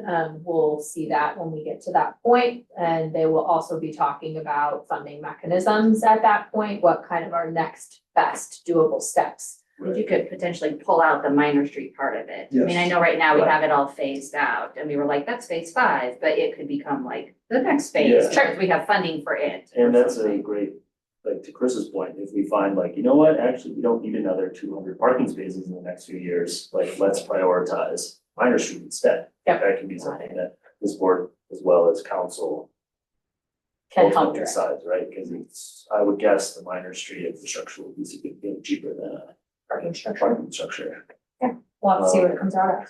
So on this kind of idea of like encroachments, is it fair to say, without being like heavy-handed on like what may or may not be allowed, is it fair to say there's some interest maybe in getting a little bit more clarity and standardization on at least safety and durability and those sorts of things, so that when there is a clear issue, it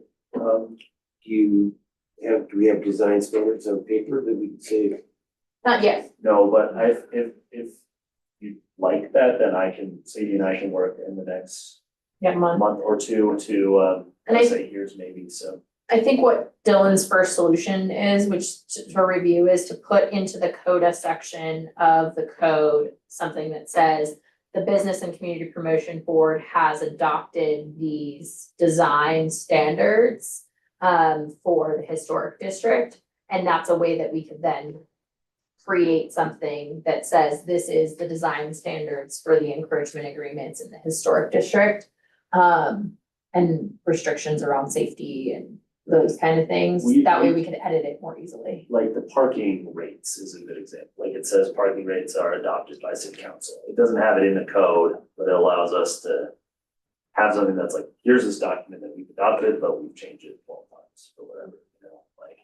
That way we allows could kind of like flex- get some more flexibility. We can start off more basic, and if we need to become more restrictive, then we have a vehicle to do that without having to spend a ton of time on code restrictions. If we did encroachments, would it make sense, like, hey, what kind of business are you and have maybe slightly different encroachment restrictions? Because like what makes sense for my patio does not make sense for the retail shop down there. Right, which is why I think we make them more broad to start with, instead of having different tiers, making them more broad that kind of address like, Everybody. yeah, like the safety, the maintenance, the pedestrian access, those kind of things, durability, those kind of things first. And then as we start to get a little bit more comfortable with that, then we can maybe move forward into like, hey, like, let's address what decoration, historic standards, do we need to go farther than that? But really, you know, I think more than anything, we're just trying to give us a mechanism to make those kind of recommendations, whereas right now we don't, like, it's all just like suggestions. Maybe like when you sign up, a packet that like has this thing listed in it, just like a little bit more information, because I've also heard from some business owners who are like, well, I don't know what to do, so to do anything, you know? So something like a little bit more informative or something in the Yeah. beginning for people. Well, when I send out the minor street encouragement packet, it does detail it out, but we would also include like, hey, these are it would be formalized in a part of Wonder's application. If we're gonna have like an encroachment design standard recommendation, it would be a part of the application, and you'd be signing, agreeing to it. Even the town's branding style guidelines, this is our ultimate goal to achieve this brand, this Mhm. look. This is what we're trying to support, and it's best for everybody if we try. Yeah, if you make an effort towards it, so. Right. Yeah. You know, I don't know what's out there now, but let's say next year there's 30 inflatable tube men. Like, that maybe that's fine, but maybe that's something. It can be our thing. And maybe that's like, It's and part of our that's- brand now, It's right? part of it. Does everybody, yeah. Like, that's kind of all, when it comes to aesthetics, I think that like safety and durability and cleanliness, I think everyone can get on board with that pretty easily.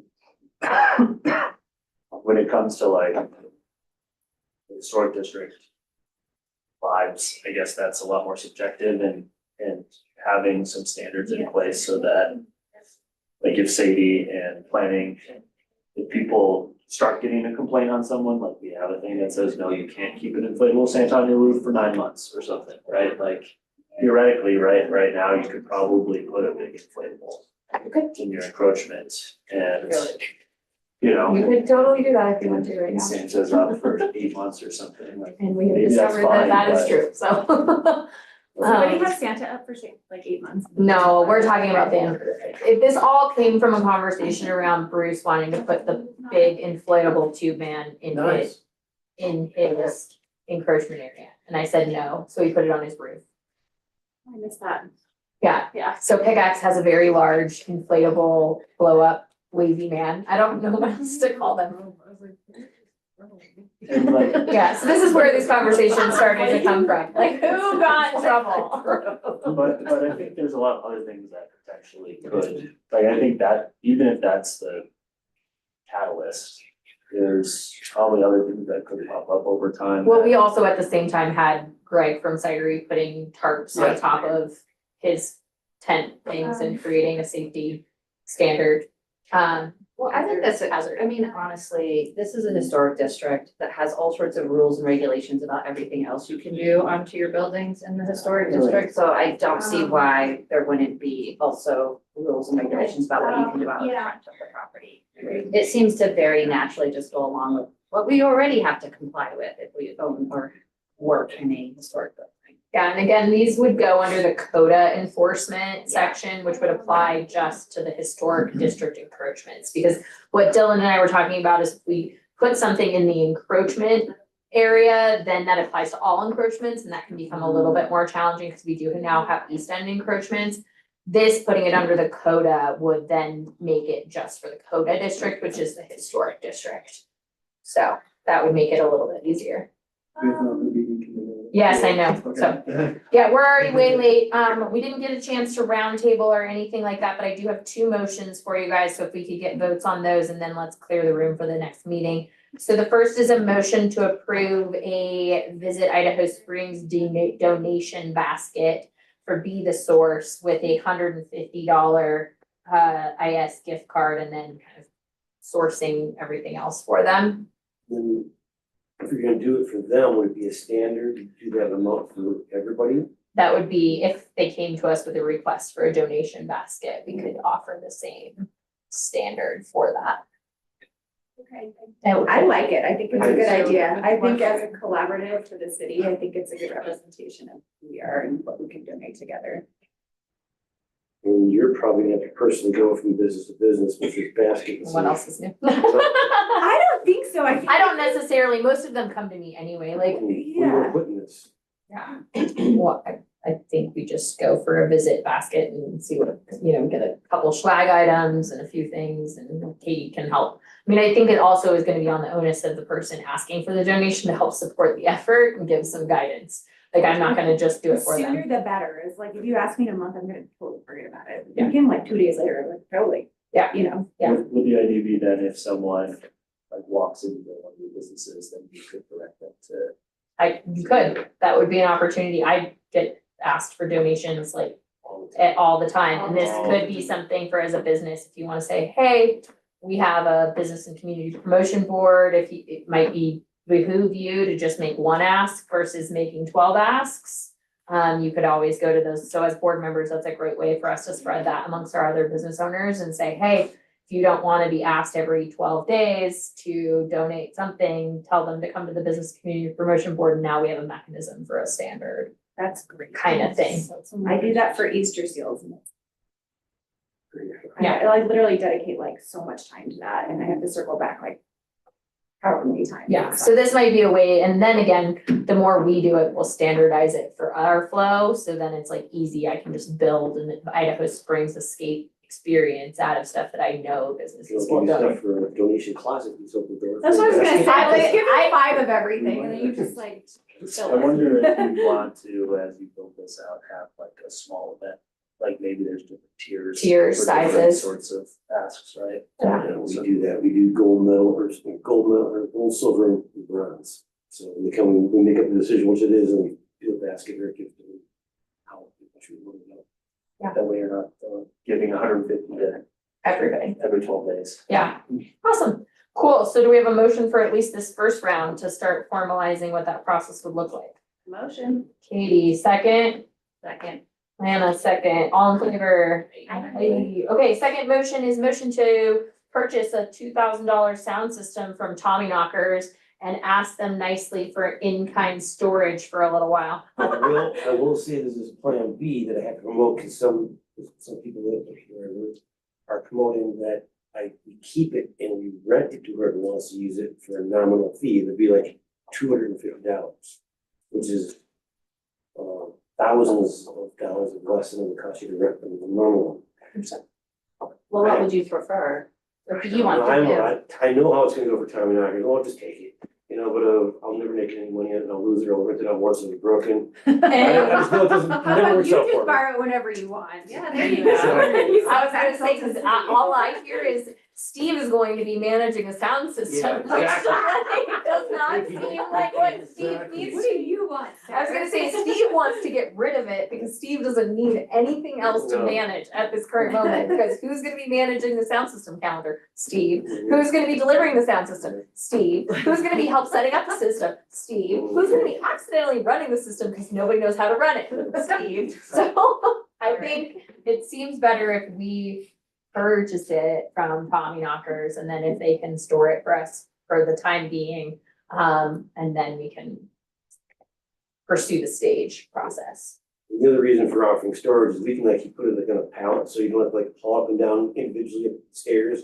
It takes 2 people to move one, and you can put it in a pallet and you can be, or driven down the street on the forklift and trapped off. Still See? But at least he doesn't have to manage a rental calendar.